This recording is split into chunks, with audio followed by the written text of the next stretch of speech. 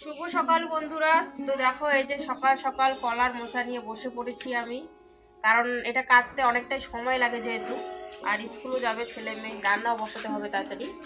তো ওই কারণে আমি সকাল সকাল নিয়ে দেখো কলার মোচাটা নিয়ে বসে পড়েছি। সকাল সকাল এগুলো বাছাবাছি করি। একবার ভাবছিলাম যে রাতেই আমি কাটাকাটি করে রাখি, পরে ভাবলাম যে না, কেমন হয়ে যাবে, শুকিয়ে যাবে, তো সেই কারণে এই যে সকালবেলা নিয়ে বসলাম।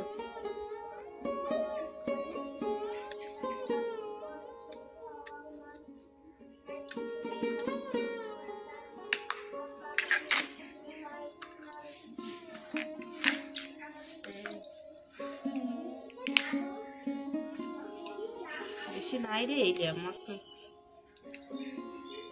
ছোট ছোট।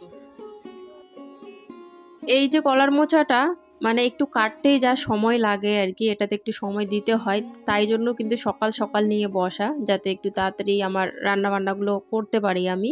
তো সেই কারণে আর কি নিয়ে বসে পড়ছি। সাথে প্রীতমের বাবাকে বললাম একটু আমাকে হেল্প করে দেওয়ার জন্য।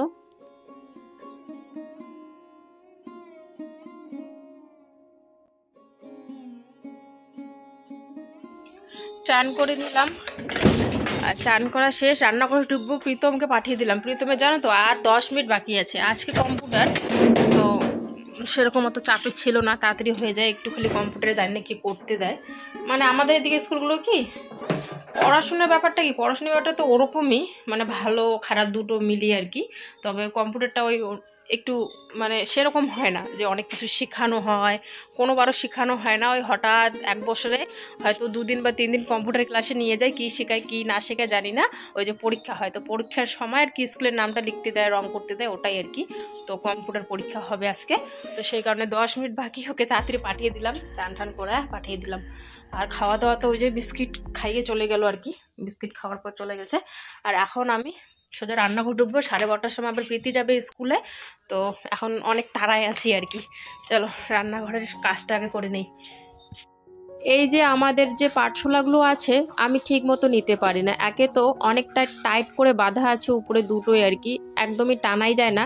যদি একটা টানি ভেঙে ভেঙে যায়, একদম মানে পুরোটা বেরিয়ে আসে না, ভেঙে ভেঙে যায়। তো আমার খুবই অসুবিধা হয় এক তো এটা, আর একটা অসুবিধা হচ্ছে তোমার এই যে ঘুঘুর একটা বাসা ওখানে করেছে, তো ওখান থেকে যে আমি নিব ভয় লাগে আমার, মানে যদি নেই আর কি ও উড়ে যাবে, তো সেটাও একটা ব্যাপার, যাতে উড়ে না যায় সেই কারণে নিচের থেকে আমি আস্তে আস্তে করে নিচ্ছিলাম। তারপরেও দেখি কয়েকটা পাটশোলা আমি যখন নিয়েছি, আর ওখানে তো ভেঙে ভেঙে এসে যাচ্ছিলো আর কি পাটশোলাগুলো, তো ভাঙার শব্দ পেয়ে পাখিটা উড়ে গেছিলো আর কি। তারপর আবার যখন আমি পাটশোলা নিয়ে আসলাম একটু পরে গিয়ে, মানে ওখানে দেখি আবার ও জায়গা মতো এসে পড়েছে ওর।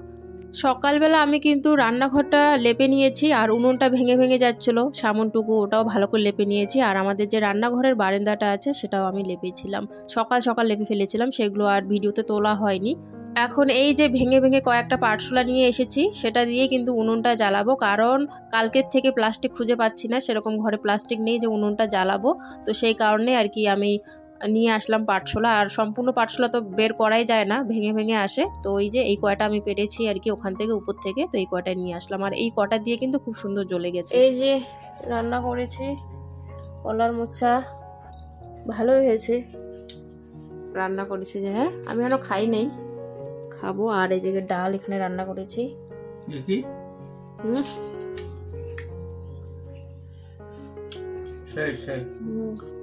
সেই তো হয়েছে, আমি অনেক যত্ন সহকারে রান্না করছি। হ্যাঁ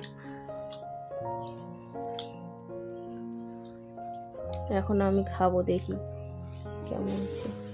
প্রীতম খাইছে, প্রীতম তো কইলো ভালোই হয়েছে।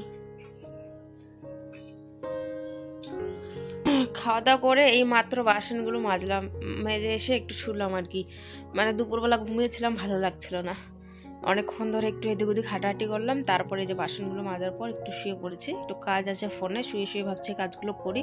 প্রীতম গেছে প্রাইভেটে, প্রীতি বাইরে খেলছে, একটু পরে সন্ধ্যা হয়ে যাবে, এখন তো ছোট দিন, 5টার দিকে সন্ধ্যা হয়ে যায়, তো এখনই আসবে, 5:45 বাজে, এখনই বাড়ি ঢুকবো।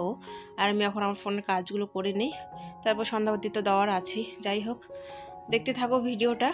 আমি বিকেলবেলা খাওয়ার পর আর করতে পারিনি, কারণ ঘুমিয়ে পড়েছিলাম। অনেক দিন ধরে ভাবছি জানো তো দুপুরবেলা একটু ঘুমাবো, তবে সেরকম না ঘুমার কোনো চান্সই পাই না। আর এখন ছেলেমেয়ের পরীক্ষা, মাঝে মাঝে ওই দিকেও একটু আমি মানে চাপে থাকি। তো অনেক সময় বই গোছাতে হয় বা কী করবে না করবে দুপুরবেলা আগে থেকে আমি দেখে রাখি যে কী করাবো না করাবো সন্ধ্যের দিকে। আর অনেক সময় ফোনের কাজ থাকে, তো এই করে আমার ঘুমা হয় না আর কি দুপুরবেলা কোনো জন্য। আজকে খুব ঘুম পেয়েছিল তাই একটু ঘুমিয়ে পড়েছিলাম, সেই জন্য আর কি পরে আর ভিডিও করা হয়নি। আমি তো শুয়েই ছিলাম, হঠাৎ করে প্রীতি বাইরে গেছিলো খেলতে, এসে হাত পা মুখ গাল ধুয়ে দেখো সন্ধ্যাবাতি দেওয়া কিন্তু শুরু করে দিয়েছে। তো সেই জন্যে আমি একটু মানে ওর একটু ভিডিওটা করে নিলাম, সন্ধ্যাবাতি দেওয়াটা একটু দেখিয়ে দিলাম। সন্ধ্যাবাতি দেওয়ার পর কিন্তু একটু ওদেরকে খাবার বানিয়ে দেব, তারপরে গিয়ে কিন্তু মানে ওরা পড়তে বসবে। আর প্রত্যেক দিন পড়তে বসার আগে কিছু না কিছু খেতে দিতেই হবে, তা না হলে বায়না আর শেষ হয় না, পড়াতে ওদের মন বসে না। তো সেই কারণে কিছু আগে আমি বানিয়ে দেই পড়ার আগে। চলো এখন একটু যাবো দোকানে। তুই এসে বললি তাই? কে করলো স্যার? দোকান যাইতেছি, আমিও গেটটা খুললাম, এ ওখানে সোজা আসলো। হাতে কি লাগছে?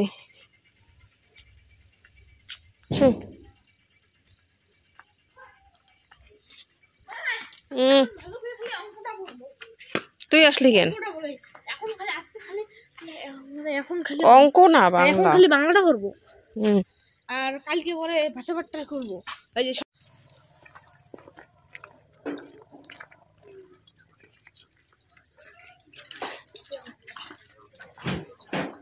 সুজি দাও, সুজি।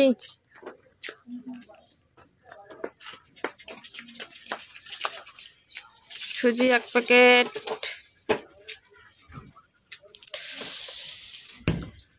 এটা কেমন প্যাকেট? লাল প্যাকেট? হ্যাঁ খাওয়াই তোরে, দাঁড়া সুজি নিতেছি। আর একটা দুধের প্যাকেট দাও। খাওয়া দাওয়া করবো। হ্যাঁ দাও।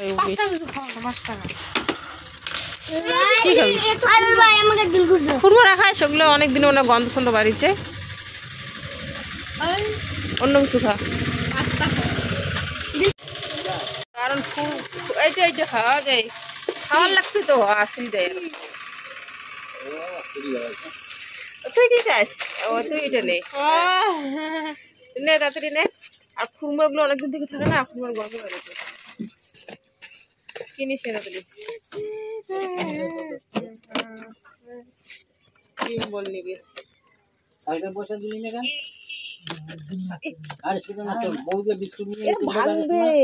এটা আগে বাইর কর। এটা খাবি? না না দি। তাহলে দেখো এটা বাইর না হয় কি হবে?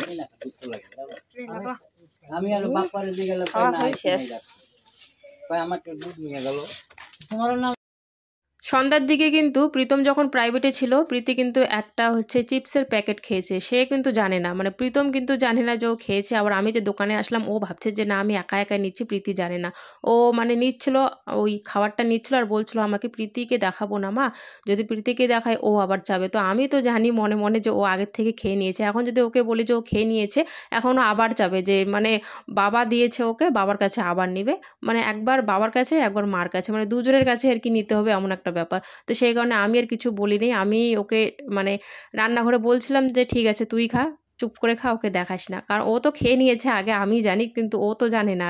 আর প্রীতিও জানে না যে সন্ধ্যার সময় একটা ক্রিম বোল খেয়েছে, আর প্রীতমও জানে না যে ও চিপস খেয়েছে সন্ধ্যার দিকে।